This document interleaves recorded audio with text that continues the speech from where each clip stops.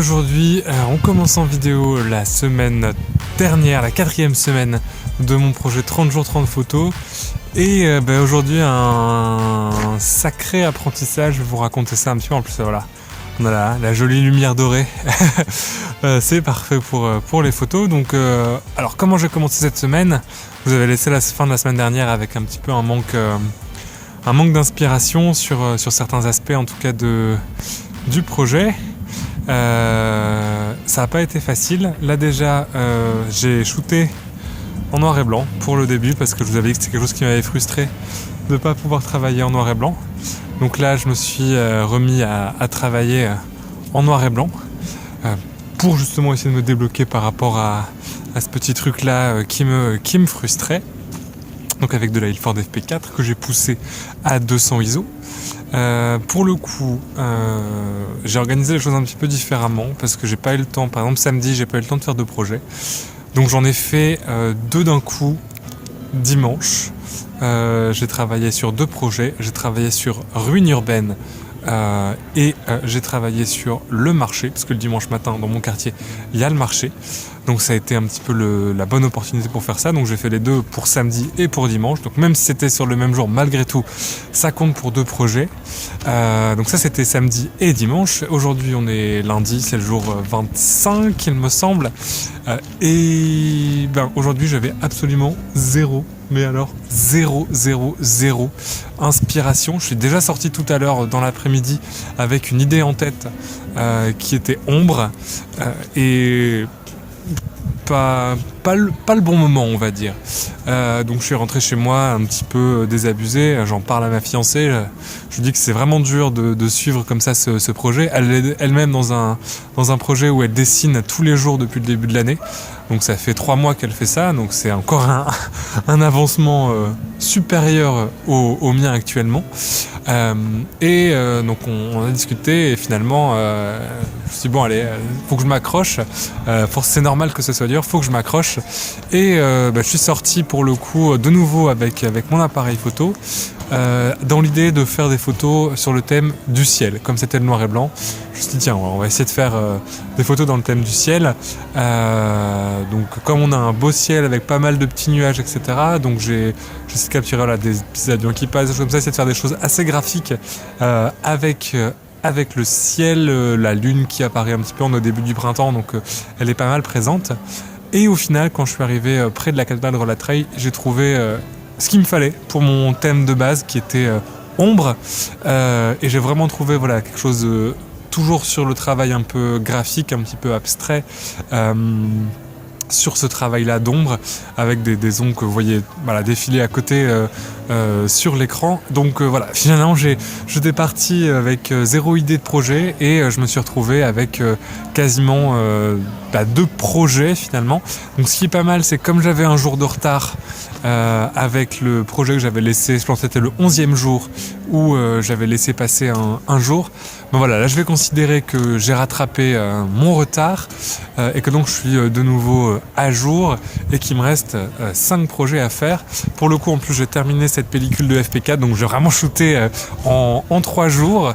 J'en ai encore une autre en moyen format et une autre en 35 mm mais qui fait 24 poses, et je pense que je vais peut-être essayer de finir ce petit défi, ce petit challenge des 30 jours en noir et blanc. On verra bien. Voilà, en tout cas pour l'instant début de semaine qui a commencé plutôt bien, parce que là ça fait 3 jours que j'ai bien réussi à ce que je faisais, et là c'était juste pas le bon moment pour les ombres tout à l'heure. Et là c'est vrai qu'avec la lumière dorée on a les ombres qui s'allongent, on a beaucoup plus de choses et c'est beaucoup plus intéressant, et je regrette presque là d'avoir terminé ma pellicule. Je pense que je vais faire quelques autres photos avec le smartphone pour essayer d'avoir un petit complément, ne serait-ce que personnellement, parce que là on a vraiment une très jolie lumière. Voilà, une première journée, 3 premiers jours de cette dernière semaine plutôt réussi. Et voilà, le projet 30 jours, 30 projets photos, c'est terminé. Les dernières pages de mon carnet, j'ai marqué mes derniers projets.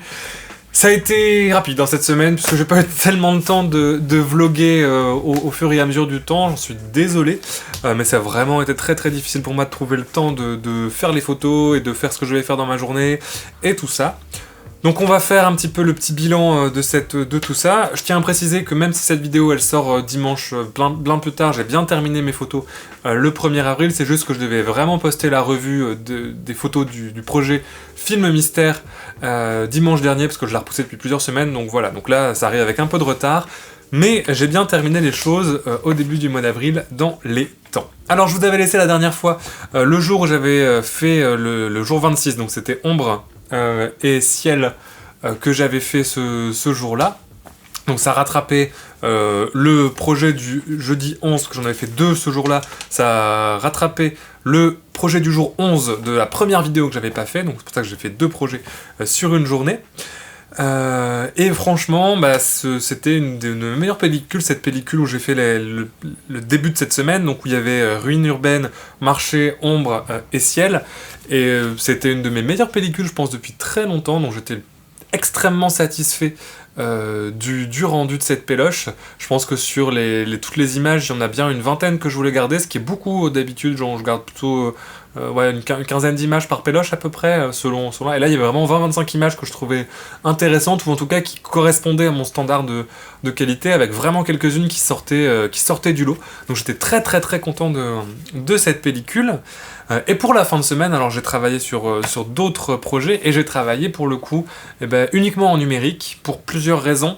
Déjà parce que j'ai beaucoup fait ça sur mes sorties de cours photo, et ces moments-là j'ai toujours mon numérique avec moi, j'ai pas forcément d'argentique, j'ai pas forcément le temps de faire des photos à l'argentique, donc c'est pour cette raison. Et puis aussi parce que je voulais faire des choses assez différentes de ce que je fais dans ma pratique habituelle, je voulais terminer sur quelque chose de vraiment différent, et ce défi de travailler un petit peu plus au numérique, et de travailler ma retouche notamment au numérique, c'est quelque chose que j'essaie d'améliorer aussi en ce moment. C'était aussi l'occasion de prendre du temps pour faire ça. Donc, le jour suivant, donc jour 27, j'ai fait goutte, parce que, bien évidemment, il faisait encore une fois un temps merdique pour ce printemps, donc je suis resté chez moi, j'ai fait des photos de gouttes d'eau en noir et blanc sur les carreaux, donc voilà, c'était un petit peu l'inspiration du moment, dans un accès de dépression nerveuse suite à l'excès d'humidité, de pluie et de manque de lumière qu'on a eu sur ce mois de mars. Donc j'ai travaillé ça avec un petit rendu façon un petit peu émulation de WHIS, donc ça reste du numérique, mais j'ai essayé de travailler pour émuler un petit peu le rendu de cette pellicule de WHIS que j'aime beaucoup. Le jour 29, j'ai travaillé sur la thématique du repas moderne, donc j'ai travaillé à la fois sur les livreurs à vélo, donc Deliveroo, Uber Eats, machin, etc., qu'on voit un petit peu partout dans la ville, et les gens qui sont là à tabler, qui prennent du fast-food, des machins, des choses comme ça, soit dans la rue, soit au niveau de fast-food ou de choses comme ça. Donc c'était un petit peu allié photo de rue et nourriture de rue, et la présence de la nourriture dans la rue, donc à la fois par tous ces cyclistes qu'on voit débouler dans nos rues avec des paniers pleins de bouffe, et les gens qui mangent au niveau de la rue. Donc ça c'était un petit peu mon projet, voilà, du jour 29. Et le jour 30, du jour 28, pardon, le jour 29, j'ai travaillé sur la Vieille Bourse. Donc la Vieille Bourse, c'est un lieu un peu emblématique de Lille, qui était l'ancienne bourse au XVIIIe siècle, il me semble, c'est 18e ou 17e, 18e, et qui aujourd'hui abrite des bouquinistes, des antiquaires, il y a également des gens qui viennent danser le tango, je pense que c'est tous les mardis soirs, enfin il y a pas mal de choses qui s'y passent, et là c'était un jour où il y avait beaucoup de monde à l'intérieur, donc j'ai pu travailler aussi en photo de rue sur cet endroit, donc j'ai vraiment essayé de capturer l'essence de cet endroit, à la fois des gens qui y sont, de ce qui s'y passe, et de ce qu'on y trouve. Et le dernier jour, je me suis fixé quelque chose de totalement différent de ma pratique, aux antipodes de ma pratique personnelle, où j'ai travaillé que sur mobile. Donc j'ai pris mes photos au mobile et je les ai retouchées aussi sur mobile. Alors voilà, pourquoi terminer là-dessus? Parce que j'étais très fatigué, j'avais pas eu le temps de penser à un dernier projet un peu en fanfare, et je me suis dit finalement, c'est quelque chose qui est totalement aux antipodes de ce que je fais habituellement, et ça résume bien l'idée de ce projet de départ, qui était de tester de nouvelles choses, d'essayer de nouveaux projets, et d'essayer de nouvelles manières de faire les choses et de faire des photos. Donc c'était un peu pour ça que j'ai terminé là-dessus. Alors maintenant, pour faire un petit bilan de cette expérience, Déjà sur les choses qui étaient difficiles et les choses un petit peu négatives de l'expérience. Alors premièrement, c'était extrêmement difficile de se motiver tous les jours à faire des images. En tout cas, il y avait des jours où c'était un plaisir, d'autres où c'était beaucoup plus difficile, surtout que j'ai été très tributaire du mauvais temps. Il y a eu beaucoup de mauvais temps, de froid, et il y a pas mal de choses que j'avais pensé, de projets que j'avais pensé faire, que j'ai pas pu faire à cause de ça, parce que ça aurait voulu dire que je partais 2 ou 3 heures sous la pluie avec les appareils photo qui prenaient l'eau, machin, etc. J'avais pas envie d'avoir ce niveau d'implication à la fois personnelle et matérielle dans ce projet-là, donc j'ai eu du mal à trouver des idées, je vous l'avais dit plusieurs fois, j'ai eu du mal à trouver l'inspiration au fur et à mesure des 30 jours, mais je m'y suis tenu et ça j'en suis assez content. Et la deuxième chose, c'est qu'effectivement ça prend beaucoup de temps dans une journée, dans un mois, même quand on développe ce côté-là dans sa pratique professionnelle et que la photo c'est 80% de ma journée et de mes pensées, donc forcément ça aide aussi, mais même quand on a ça, on a malgré tout d'autres tâches administratives, financières, de démarchage client à faire, et bah c'est pas toujours aussi facile de débloquer du temps pour sortir 2 ou 3 heures et aller faire des photos. Donc ça c'était un petit peu pour les points négatifs, mais à côté de ça il y a énormément de points positifs que je vais énumérer ensuite. Donc pour les points positifs, la première chose c'est que j'ai l'impression d'avoir progressé en photo à plein de niveaux. Alors d'un point de vue technique déjà, d'un point de vue réflexion sur ma pratique photo et d'un point de vue maturité dans mon regard photographique. C'est impressionnant comment ça, j'ai l'impression en tout cas que ça m'a fait beaucoup grandir, que j'ai eu sur les dernières pellicules, j'ai eu beaucoup plus de photos qui me plaisaient, qui correspondaient à ce que je voulais transmettre en photographie d'un point de vue personnel. J'ai eu aussi beaucoup moins de photos ratées par rapport à des erreurs techniques. J'ai appris à prendre en main du matériel que je maîtrise, que j'avais l'impression de maîtriser, mais que j'ai appris à maîtriser de plus en plus. Techniquement, ça m'a fait énormément travailler et surtout, ça m'a fait réfléchir à ma pratique photo, à mes projets, à ce que je voulais exprimer dans ma pratique photographique en général. Et ça, c'est vraiment quelque chose que j'attendais pas forcément. Par exemple, si je prends l'aspect photo de rue, qui est une pratique que j'avais avant très peu, et même que je trouvais, quand je la voyais chez d'autres, pas très utile. Alors voilà, ça va paraître énorme de dire ça par rapport à la pratique de la photo de rue, qui est quelque chose d'hyper important dans l'histoire de la photo, et même aujourd'hui qui a énormément d'adeptes et qui est très à la mode. Mais disons que dans ma pratique personnelle à moi, j'en voyais pas l'intérêt, et je trouvais même assez banal de juste aller prendre en photo des gens sans leur demander l'autorisation. Je voyais pas quel pouvait être l'intérêt de ça, et j'avais l'impression de ne pas avoir besoin de l'élément humain dans ma pratique photo. Le fait de me forcer à en faire un petit peu et de mettre des projets où forcément j'ai été obligé de le faire parce que des fois c'était juste le sujet qu'il y avait là à ce moment-là, et que je prends la photo parce que c'est ce sujet-là qui est là. Ça m'a fait réfléchir à cette pratique, ça m'a fait réfléchir à comment je pouvais l'intégrer dans ma pratique photo, quelle pouvait être sa place dans ce que je voulais exprimer en photographie, et comment ça pouvait être un outil supplémentaire pour exprimer des choses en photographie, pour s'intégrer à mon message photographique. Donc ça, c'était une sacrée découverte pour moi, et c'est encore quelque chose que je pense creuser au fur et à mesure. Mais ça a été comme ça pour beaucoup d'autres choses, et pour ma pratique photo en général, où je me suis dit, il y a plein de choses, ça m'a fait grandir vraiment par rapport à ça, et c'est vraiment ce que je retiens de cette expérience en priorité. Une autre chose, c'est que le fait de pratiquer tous les jours, le fait d'en faire un moment dans sa journée, ça focus le cerveau là-dessus, ça permet d'avoir une concentration sur la photographie en général, de débloquer pas mal de réflexions, pas mal de choses, de lancer des séries, de lancer des projets, et ça c'était vraiment hyper intéressant aussi. Je sens que mon cerveau, c'est stupide, mais c'est une sorte de sensation personnelle, je sens que mon cerveau est plus efficace à réfléchir à des problèmes photographiques aujourd'hui, que ce soit des problèmes techniques, d'exposition, de composition, de développement, de choses comme ça, que des problèmes théoriques, justement comme j'expliquais là sur la photo de rue par exemple, ou des problèmes moraux ou des choses comme ça.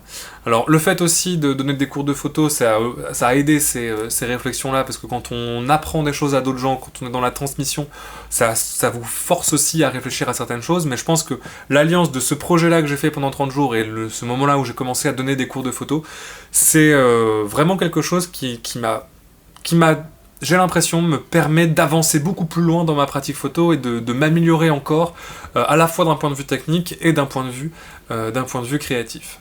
Alors au fur et à mesure des vidéos de ce vlog, j'ai eu pas mal de personnes qui me disaient « Ah, c'est bien gentil de faire ça, mais moi j'ai pas le temps, moi j'ai pas l'occasion, etc. » Toi c'est facile parce que bah, justement la photo c'est ta vie et tu fais que ça, enfin quasiment que ça, hein, parce que et donc forcément c'est facile pour toi de trouver le temps. Alors déjà c'est pas forcément facile, et de deux je pense que c'est un projet qui peut être adaptable à de nombreux emplois du temps et dans de nombreuses formules. Je pense que l'essentiel c'est pas forcément de faire des choses tous les jours, mais c'est de se fixer des objectifs avec une deadline temporelle à faire régulièrement.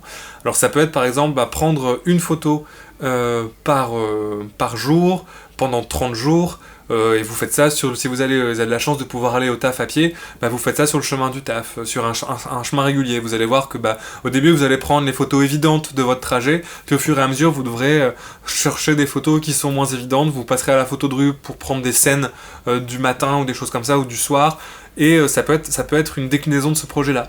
J'ai eu dans les commentaires aussi quelqu'un qui me disait que elle faisait une photo au Polaroid pendant toute l'année, donc 365 photos, une photo par jour pendant un an. Donc voilà, c'est une autre manière de dégager du temps. L'idée de ce type de projet-là, ça va être de dégager du temps dans la journée, dans la semaine, dans le mois, parce que ça peut très bien être aussi un projet photo par semaine pendant 5 semaines, ou un projet photo par semaine pendant 6 mois, quelque chose comme ça.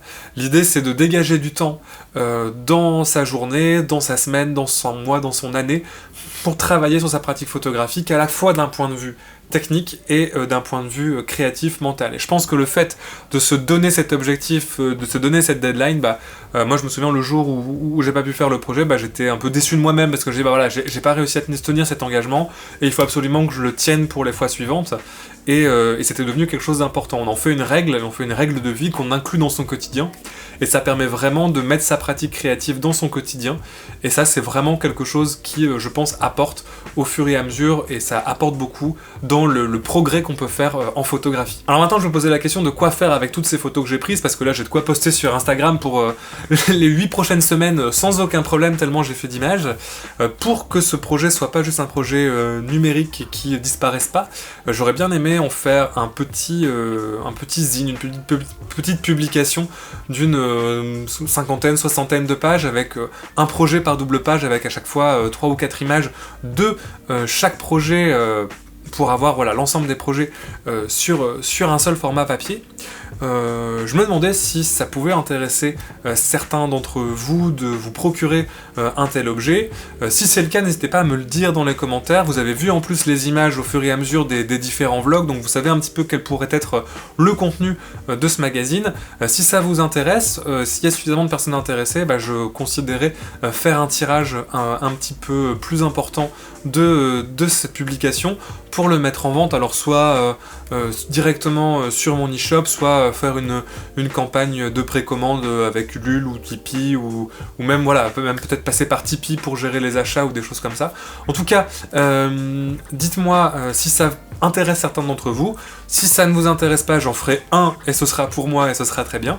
Mais si ça intéresse certains d'entre vous, s'il y a certains d'entre vous qui pensent que ça peut être un objet qu'ils peuvent considérer acheter pour eux-mêmes et puis pour soutenir mon activité photographique et l'activité de cette chaîne, je serais ravi de faire un peu plus de tirage de ce petit projet. En tout cas, j'espère que ça t'aura plu de suivre un petit peu ce projet au fur et à mesure de son déroulement dans ces différentes vidéos. N'hésite pas à me dire ce que t'en as pensé dans les commentaires de la vidéo, à mettre un petit pouce en haut si cette série t'a plu, et tu peux également t'abonner à la chaîne pour pas manquer les autres vidéos et les autres projets qui viendront. Dans la description, tu trouveras les liens vers Facebook, Instagram, etc. où tu peux me suivre. Également, le lien vers la page Tipeee où tu peux t'inscrire au projet Film Mystère ou tout simplement soutenir la chaîne et son activité. Et il y a également le lien de ma petite boutique en ligne où je vends des petits prints et où justement je vais essayer de mettre à jour et trouver un petit projet pour essayer de mettre ça un peu plus en avant dans ma pratique. Tu peux d'ores et déjà aller y faire un tour si ça t'intéresse. En attendant, je te souhaite de faire de très bonnes photos et je te dis à très bientôt.